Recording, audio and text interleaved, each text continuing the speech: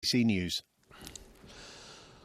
The US President-elect Joe Biden has promised that during his first 100 days in office, 100 million Americans will be vaccinated against coronavirus. The country's had more than 15 million cases, and in the capital, Washington, D.C., evidence shows your chances of survival depend hugely on the colour of your skin and where you live. Lebo Diseko reports. Early morning in one of the capital's poorest neighbourhoods. Just getting to a doctor can be a challenge for many here. And so a new approach to try and limit the spread of the pandemic. We're reaching a population that is often underserved and under-resourced, and so we're trying to, make a connection with them. And primarily we're doing COVID testing and we're doing kind of like a well check.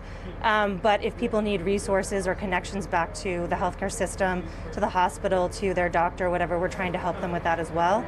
A service that's proved popular with locals. It's awesome because I don't have to go nowhere. I just walk right up the street from my house and get tested and I'm done.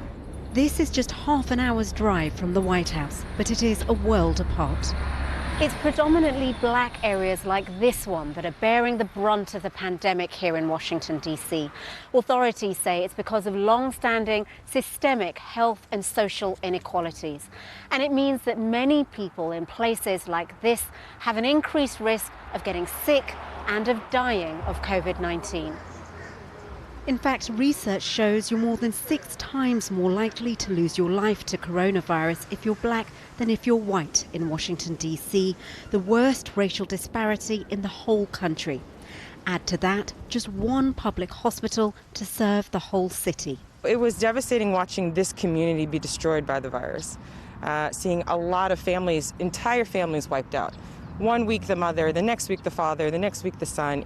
A great deal of the residents here have hypertension and diabetes, and so, I'm afraid of the outcome for this community once the cases continue to spike. The pandemic has also worsened another crisis, hunger.